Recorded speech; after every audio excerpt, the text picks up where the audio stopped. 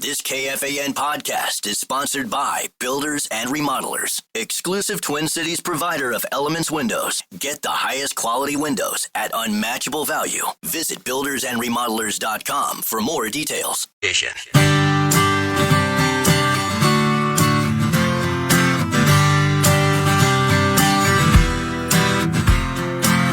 Mike Russo from The Athletic back here on The Fan with Anthony LaPanta in studio. You know what's happening in 7 days? 7 days. Or 8 days? 8 days. I feel like I should know this. Yeah, we're going to Spain. Oh, God, yeah. you were such a... Well, no. I thought this was going to be something hockey related. You're a piece of work. We are. We're heading to Barcelona and Madrid. It's going to be an awesome trip. I can't wait. The other day, Anthony, if you listen to our podcast, you know this, Anthony invited me to the bocce ball tournament this week, and I said I couldn't because we had the draft that night, and you're like, the draft, question mark? He had no idher the NHL draft was going on. The Wild didn't have a pick on Friday night. I knew that. I just thought it started on Saturday, but it was fine. No, I'm anxious to go to Spain. I haven't done as much research into it as I did last year before we went to Portugal, where I started drinking a lot of Portuguese wine just to gain a little bit of knowledge before we went. And I haven't done as much of that with Spain or with Spanish wine, but I'm really excited about the trip. I've never been to Spain. I've heard nothing but great things about it, and looking forward to the food. Always great. The trips are always awesome. Yeah.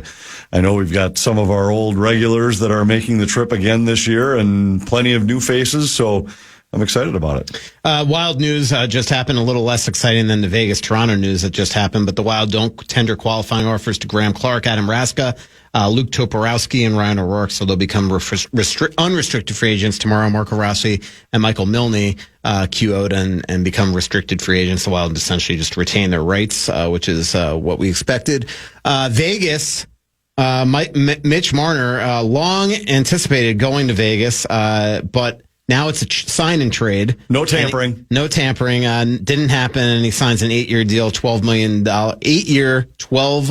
million AAV contract with the Vegas Golden Knights. Your thoughts?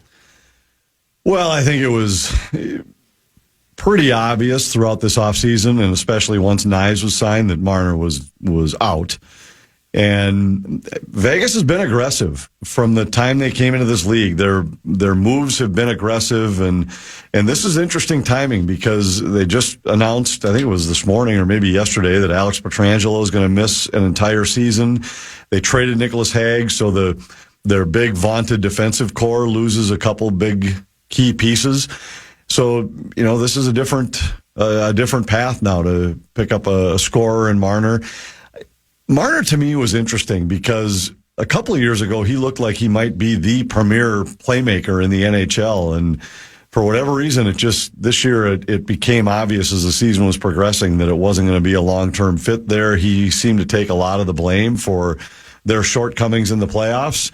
And those shortcomings, I think, might be a little exaggerated when you look back with the benefit of hindsight at the fact that they lost in 7 games to a Florida team that looked like they might be 2 games better than anybody else in the NHL. Mm-hmm. Without a doubt. Right now, so far, I haven't seen what the reported return is, but I think Nicholas Waugh is supposed to be in the deal to Toronto. So essentially, you're trading his rights for Nicholas Waugh and maybe some more, which is pretty good trade because normally rights are traded for like a 4th-round pick or something like that. And the rights only meant anything because of the fact that it allowed him an extra year on the contract and the ability to sign him the day before everybody else could. Exactly, and now they don't have to worry about anybody that coming in, to your point.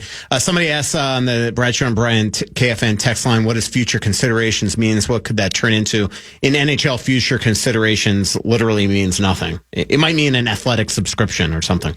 Now Steve Eisman can and sometimes those are specifically labeled, and sometimes they're not. I mean, sometimes the future considerations might be that if this guy plays this many games or scores this many goals. Not in the NHL. But they can agree to just about anything. So they might have if we do this, then it's going to be a draft pick swap later, or it's going to be a goaltender on loan, or whatever it might. You just never know. Yeah. It can be just about anything. This one's nothing. Right. This one's take us $4.75 million, so we can rid ourselves of him is essentially what this comes down to.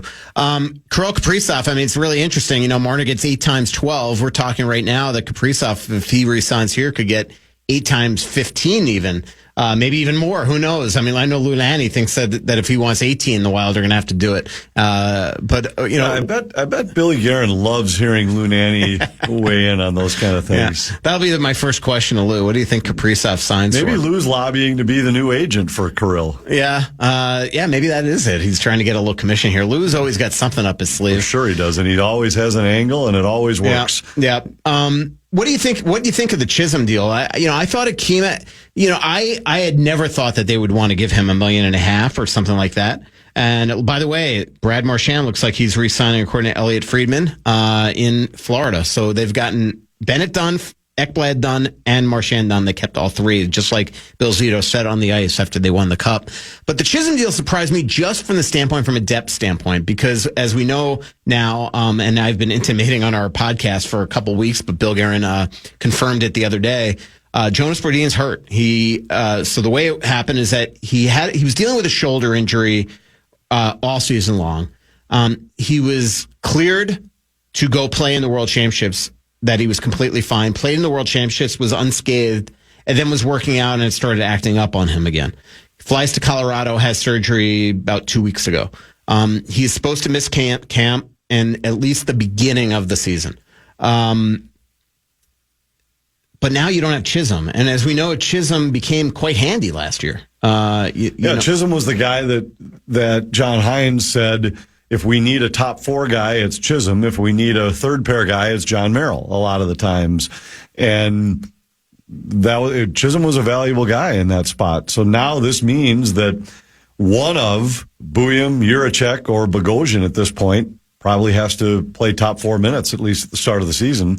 And I don't think you know for sure. Well, you certainly don't know for sure yet about the readiness of Juracek or Buium. Bogosian, you know what you get. And early in the season, maybe you get away with that for a while. I don't know. We'll see. Everybody over the last few years has realized that you need a lot more than 6 NHL defensemen every year.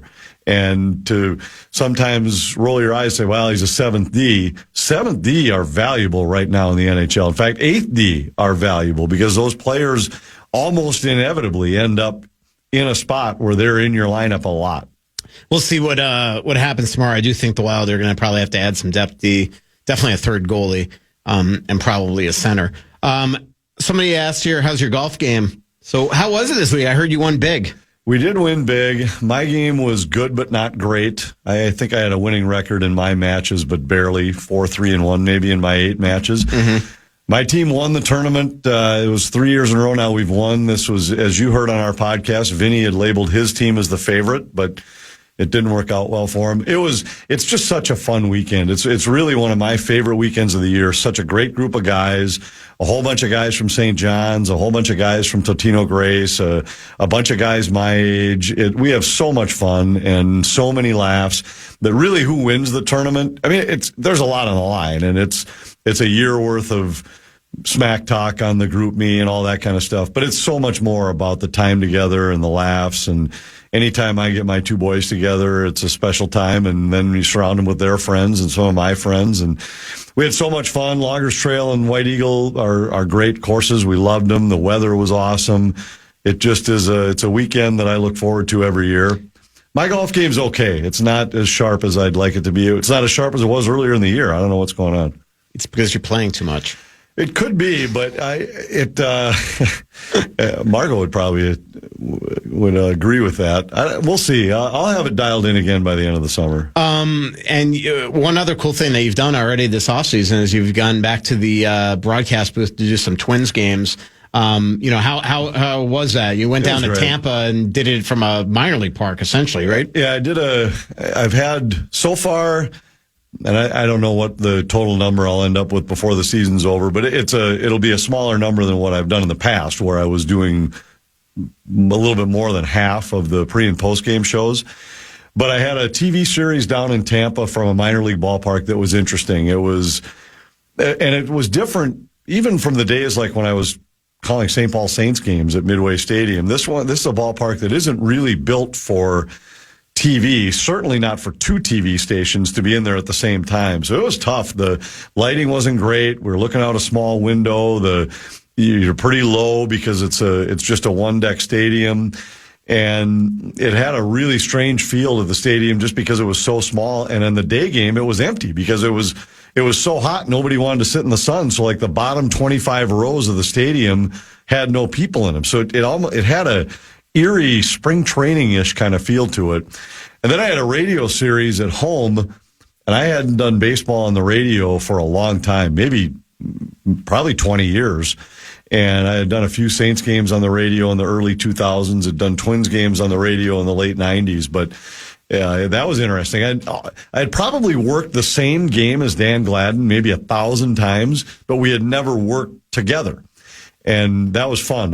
He was great, and we had a good time down there for the weekend. And 3 games on the radio was a lot of fun. I don't know if I'll have an opportunity to do any more this summer or not, but so I've had a chance to get back in the booth on both sides of it with the Twins a little bit, and I love baseball, so that's fun. And I know I've got some more pre and post game work coming up after we get back from Spain. Yeah, obviously the Twins have had a rough go lately, huh? Their pitching staff. Yeah, and the lineup has struggled to score runs consistently over the course of the year. They had the one stretch where they won 13 in a row, and other than that, it's been a tough go for them. Some injuries to the pitching staff haven't helped because that's what kept them in games even when they couldn't score early.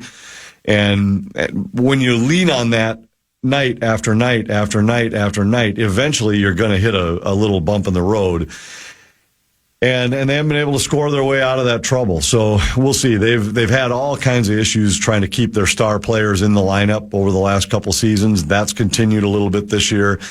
I still think they've got a chance to be in the playoff race down the stretch, but because the one thing going for them right now is a lot of the other teams that were expected to be contenders have got a lot of flaws too. Even within the division, Cleveland and Kansas City, both of whom I thought would be a lot better this year. They're both under 500. The teams in the AL East, Toronto and Tampa are the two right now that are sitting in wild card spots there, but I don't think either one of those is a perfect club. Boston's not quite as good as what Baltimore's had a terrible year so far. So nobody's really sprinted away from them where the Twins are in a terrible spot that way, but they got to find a way to get healthy and start finding a way to score runs more consistently to support their staff. Well, Anthony, thanks for coming in. Really appreciate it. Yeah. Hopefully you can find AJ's laptop, Vinny's ID. Yeah, I'll take a look tonight. Margot's sanity. I'll send you an update tonight after I scour the household. Yep. That is Anthony LaPanta from FanDuel Sports Network, who will be calling games from the Grand Casino Arena next year. I've got both right, finally. When we come back, we'll have one small segment, and then Greg Cronin, the Iowa Wild coach. Lou Nanne still to come. Elliot Friedman still to come. Johnny Athletic still to come. Kevin Weeks still to come. This is Michael Russo from The Athletic. We'll be back on The Fan. And let's give away some cash before we go to break. The Fan and BigDeck.com want to give you a shot to win bonus bucks with our national cash contest. Enter the keyword credit at KFAN.com now for your shot at winning. That's keyword credit. Enter it now at KFAN.com.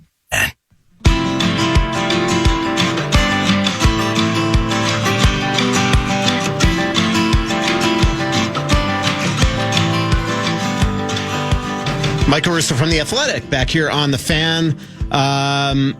Every now and then we have a little bit of an audible, and Anthony has left. My colleague Joe Smith was just on the Zoom with Bill Guerin on the Vladimir Tarasenko trade. And, Joe, I don't know if you remember Joe and my cousin Vinny when Joe Pesci went to the stand, just said to the sheriff, I think he said, what do you got? Because he just wanted him to talk. So I wasn't on the Zoom. What do you got? What did Bill Guerin talk about that you could share on the reasons for the Tarasenko pickup? Well, a couple things, Mike. I think he talked about, the need for Tarasenko to have a fresh start and how they can help him in that, both playing him probably in a higher role, which he was playing maybe a third line role, I think, both in Florida and Detroit, probably a second line role here. And also just the communication and making sure he can fit in well and help him flourish. He talked about John Hines going to Florida, meet with him this summer to connect with him and everything like that. And I think what it boils down to, they believe they can tap into more than he's given the last couple of years and tap into that player. Maybe not the same guy he was 4 years ago, but a guy who can offer more than he did the last couple of years production. And even the championship pedigree, winning a couple Stanley Cups, having that experience, will be more, I think, to Bill Guerin, as you mentioned, than just that. But considering the price, which was relatively nothing, as he put it, for a trade, and then a 1-year term, this really gives them the flexibility that he's been talking to us about the last week, Mike, about not, blowing every money that they have long term, which could probably be what will happen tomorrow in free agency for these other scoring wingers, betting on a guy who's very motivated to come in and see what happens. Yeah, without a doubt. We're talking with Joe Smith, my colleague at The Athletic. You can follow him on Twitter or on X at Joe Smith NHL. I'm not sure what your Blue Sky account is, Joe, but people could figure it out. I'm sure that it's very easy to find Joe Smith on Blue Sky. And to your point, what Bill is alluding to is that tomorrow, sure, you could sign Brock Besser if he's willing to come here on a 7-year deal at some big term or some big price.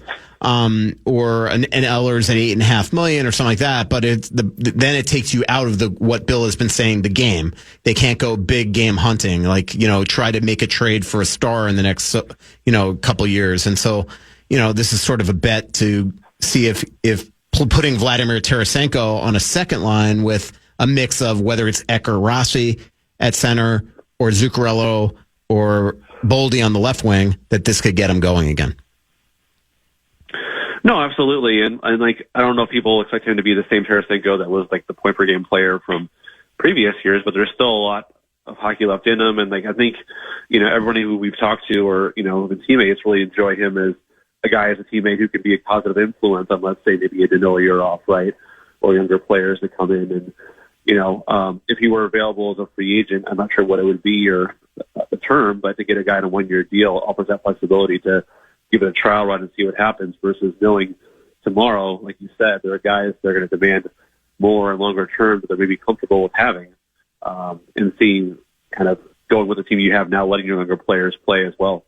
I'll be interested to see what happens tomorrow. Joe, you and I will be in our makeshift war room getting ready for free agency. It doesn't look like there's going to be a lot of fireworks, but the one thing the Wild need that there are plenty of are penalty killing face-off winners. Nico Sturm, who I had on the show last week, Christian Dvorak, Sean Corrali, Radek Faksa, Colin Blackwell. I mean, there are potential options out there. Any of those guys jump out to you as somebody that would be a great fit here, or is it essentially, throw a dart and see which one takes the contract? Yeah, I guess it's all, it takes two to tango, right? Who wants to come here versus otherwise. But I think we've talked and written a lot before the last week. Corrali, I think, would be a great fit in terms of the size and the style game he plays and experience level. Nico Sturm, I think, would be great. Not just because he used to play here and probably like to come back here, but he's really self-aware in his role and knows how good he can be in a fourth line role, and they need that specific player going in. So I think those two guys, and Faksa would be, I don't know, he might be more expensive, but I think they do need to find one of those guys, and they probably will land one of them. May not be the flashiest free agency you'll ever see in your life, but as far as a team trying to practice some patience and some that kind of resistance to just go out tomorrow, and there's not the Florida Panthers where they can just offer a guy $6 million a year and they'll take it for long term. It's a little different. So it'll be interesting to see what happens tomorrow. But they'll definitely add some depth there, and then maybe let some of the younger players have a chance to show what they can do after all these years. Well, Joe, I appreciate you hopping on real quick, and everybody can read your story from the Bill Guerin press availability later this afternoon at The Athletic. And we have a ton of stories up today, from the new arena to the actual trade to our free agent primer that got outdated pretty quickly, but we reworked it. But I appreciate Joe, and I'll see you tomorrow. Sounds good. Thanks so much. That is Joe Smith from The Athletic. Greg Cronin, the former Ducks coach that's now the Iowa Wild coach. He'll be coming up next, and we'll learn a little bit about him and what he's got in store for Iowa. We'll be back here on The Fan.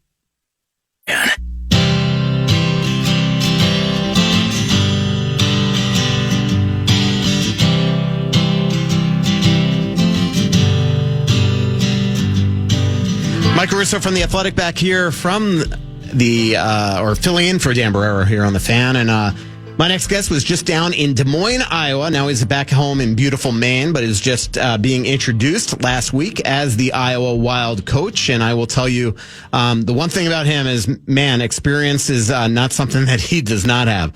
He's been an assistant coach at the college level. He's been a head coach at University of Maine and Northeastern. He's been an assistant coach at with the New York Islanders, with the Toronto Maple Leafs.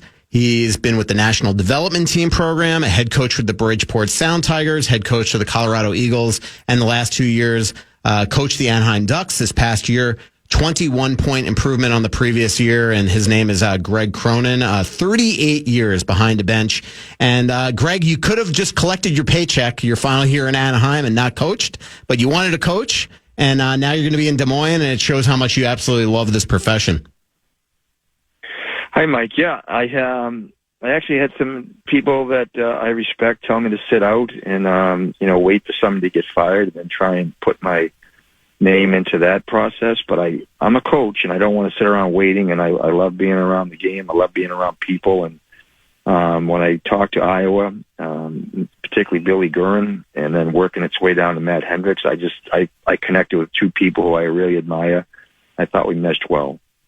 And Greg, especially when you look at your Colorado Eagles time, you graduated a lot of those players to that Cup championship team that the Avalanche won. You made the playoffs in each year, 4 of your 5 years here, but the 1 year was canceled because of the pandemic. So you made the playoffs every year, and that is one thing the Iowa Wild have not done consistently since it's relocated from Houston, is make the playoffs and have consistent winning. How much do you love this level of the American Hockey League, and two, how easy is it to turn a team that hasn't had this history of winning into a winner? Because watching your presser, you made it very clear that playoffs is what you want next season.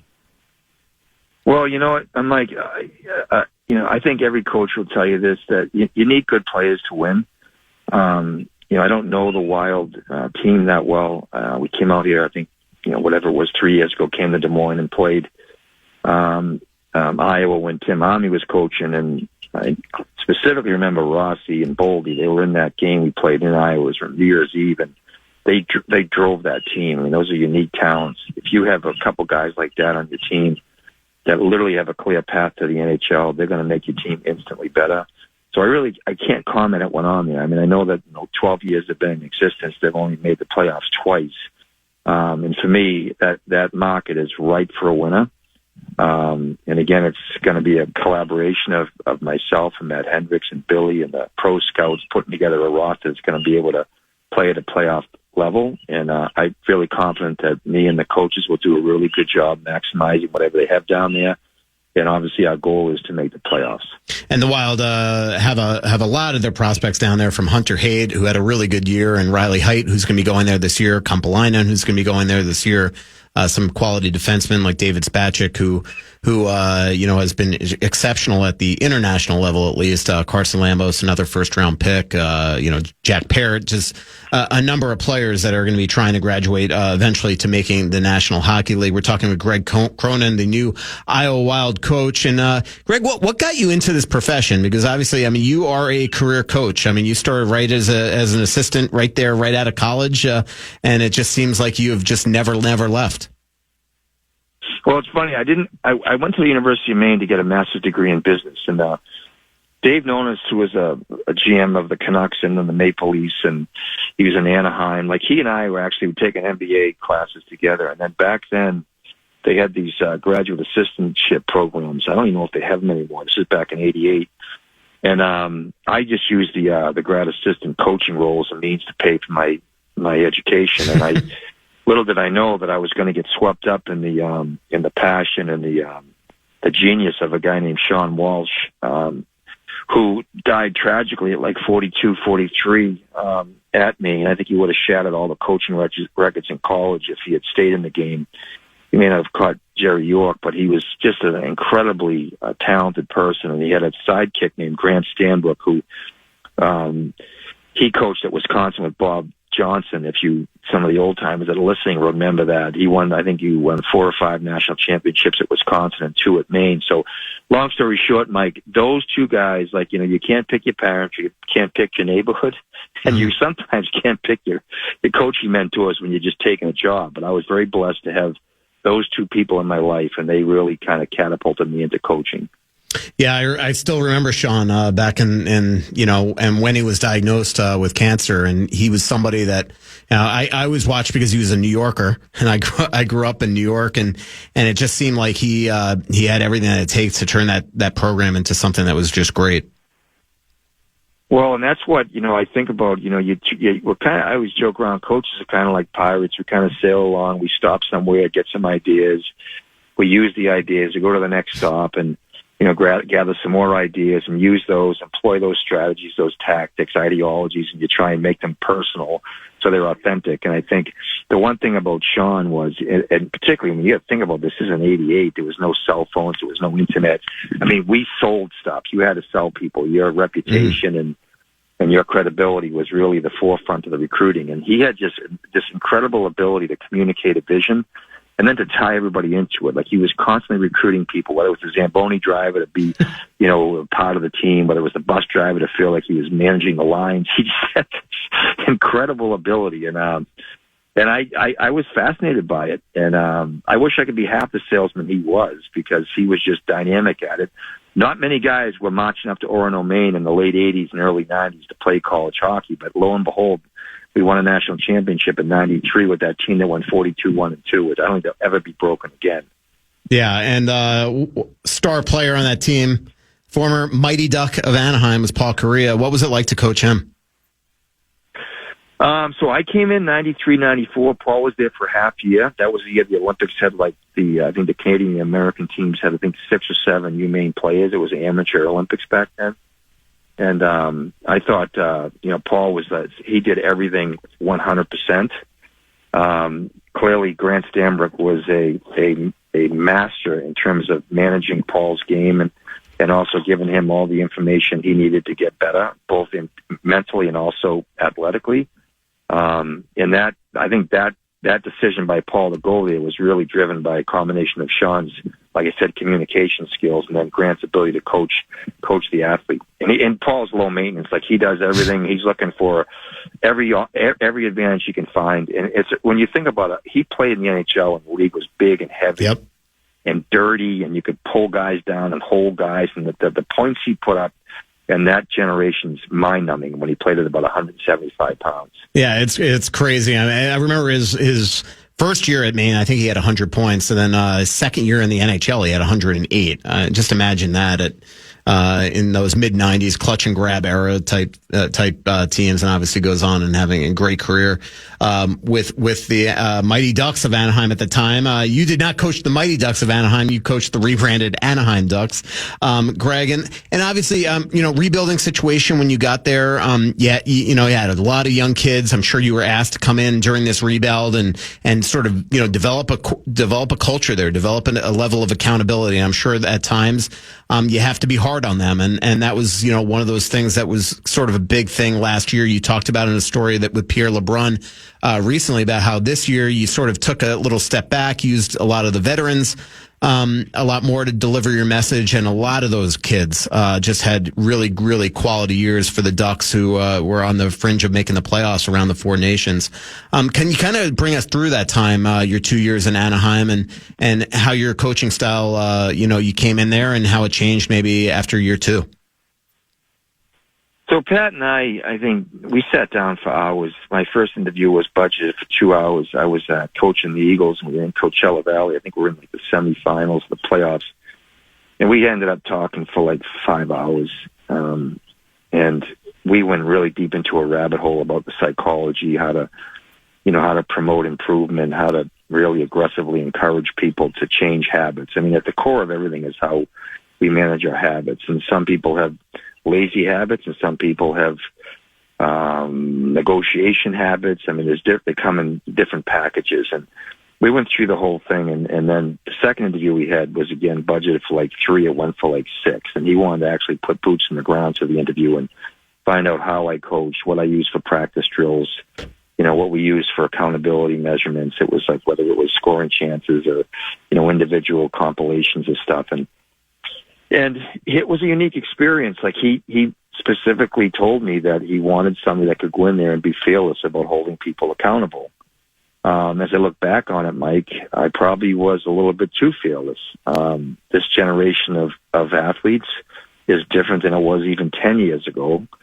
I remember going into the Islanders organization back in 2014 after we got let go in Toronto, and actually Jack Capuano was the head coach then, and Gus Snow hired me to go in there and try and put a little bit of heat on the players in terms of their accountability. And a local guy like Brock Nelson and Anders Lee, and they were in that group, and they it's funny, I look back at that, they didn't blink, and try to push guys to levels that they weren't comfortable going. And we all have glass ceilings, and we've got to push through it.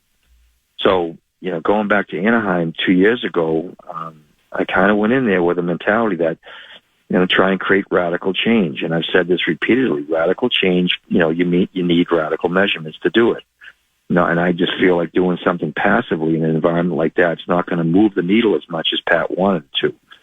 So, I reflect back on it like a year ago at this time. I'm sure there were a lot of guys that were frustrated and probably upset with me because I had pushed them really hard. And then when I gathered that information from Pat and the players at the end of the year, I made a decision to step back a little bit, have a collaborative approach to it, and allow the leadership group to take ownership of the pace and the intensity of that rebuild. And we did.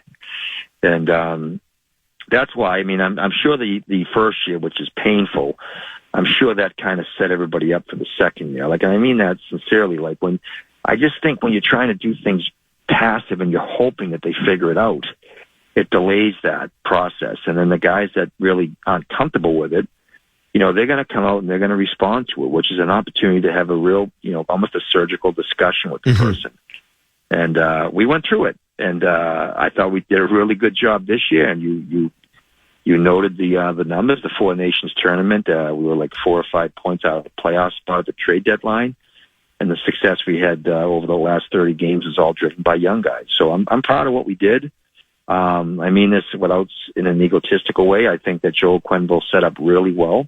Those guys are ready to pop. I could feel it. I mean, anybody that's listening that's a coach at any level, when your team's figured it out and they're starting to move in the right direction and they're playing naturally, they're not thinking, and they're playing aggressively.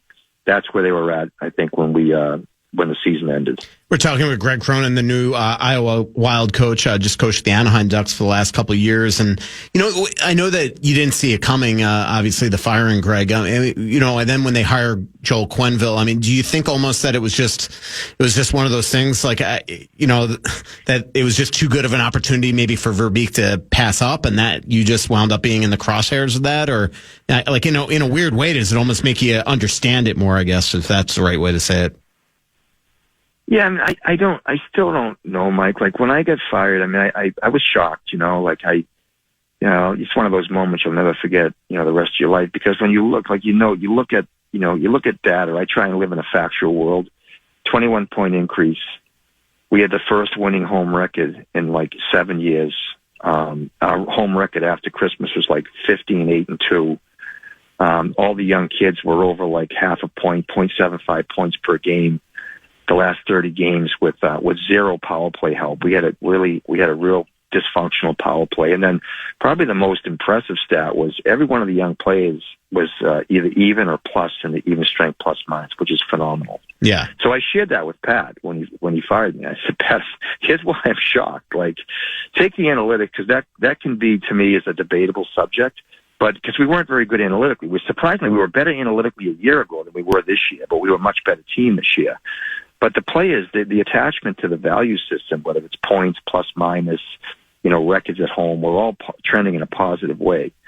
So when I got let go, I shared that with Pat, and he said, I agree with you. It doesn't, and nobody quit. We almost knocked the Wild out with that in their game 82, and we tied it with 20 seconds to go. And then we took Winnipeg into overtime. So there was too many factual data points that suggested that we had turned the corner. So I was shocked. And when I drove away, I had a sneaky feeling like something else is going on here. But I'm wasting my energy. I'm wasting my time trying to figure out what the what the inception of was Pat was going to make a shift, and whether it was Joel or somebody else. I have no idea. I genuinely am happy for that team. I hope those kids are good kids. I hope they play well and make the playoffs this year. And I hope, I think I had a role in what's going to happen a year from now. And, and you look at some of the, to your point, I mean, like Jackson Lacombe, I mean, talk about somebody that took a step. After 2 years ago to this year, I mean, he was one of your best players, and then now suddenly a player that, I mean, he's on the radar for. He's probably going to be now, brought to the Olympic camp this year. I mean, he looks like he's got quite a future. Obviously, McTavish had to jump. Leo Carlson, a lot of really good players there. Well, I'll tell you what, I give Bob Motzko a lot of credit. I've known Bobby for a long time. We coached against each other in college, and he coached Jackson at Minnesota. And what I did do after we had that first year where I said it was kind of a radical approach to try and change the culture there, I did reach out to people that I felt knew players well. I reached back to coaches that coach players and juniors to try and understand the player a little bit more, the person a little bit more. And Bobby told me that Jackson Lacombe did the same thing at Minnesota. His first year was kind of measured year. He was feeling things out. And then his second year, he took off. His third year, he became a dominant player. And I think knowing that and knowing that Jackson had been through that, I felt a little bit more comfortable that his sophomore year, which is his second year pro, would be better. And I had multiple conversations with Jackson about that because he's a quiet kid. I mean, a genuinely great person, okay? Team first, great human being.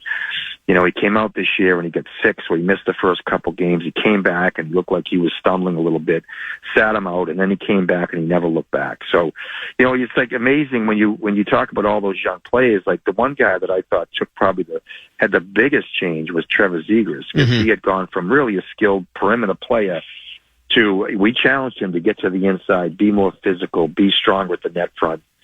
And he did everything we asked him to. And his points maybe didn't follow that change in behavior on the ice, but they will.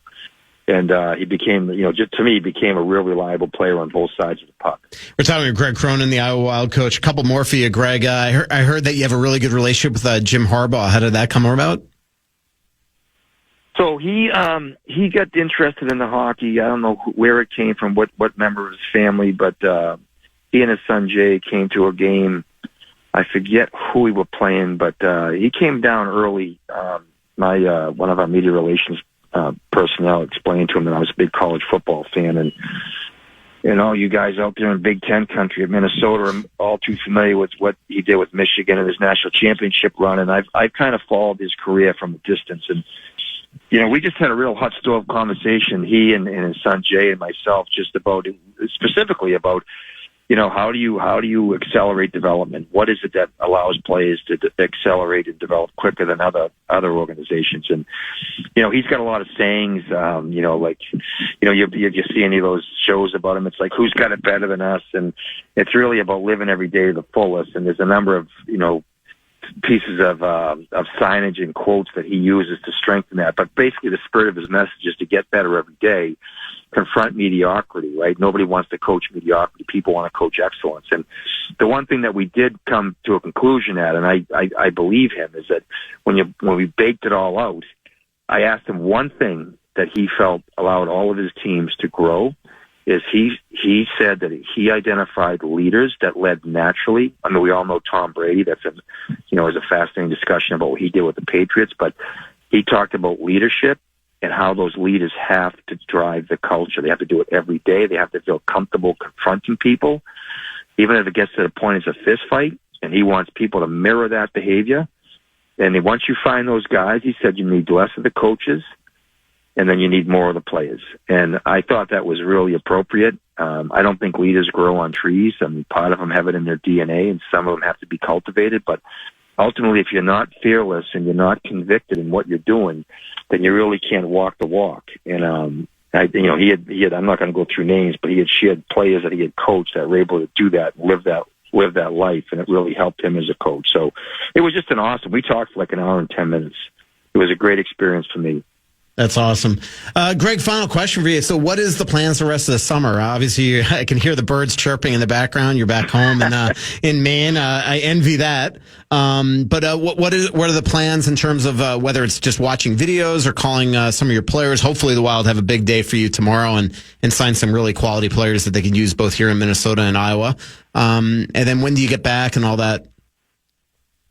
Well, so I'll wait for the July 1st to roll around, and then once they get the signings all squared away and everything's official, I'll reach out to the players. And I watch a ton of tape during the season. I'm really one of the things that Heinze and I talked about was that both teams have to mirror the same systems, and that's a disservice to players if you're not doing the same systems, because the players don't want to think when they're going up to the NHL; they just want to react and play.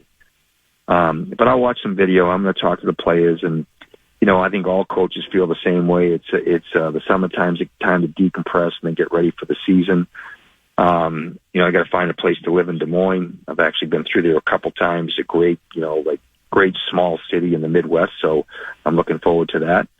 And then I'll try and get some surfing in. Like I bounce between Kennebunk, Maine and Boston. I have a place down in the Back Bay, so I get to live in two really good spots. And, I'll just enjoy that until the season starts, Mike. Yeah. So you're a big surfer, huh?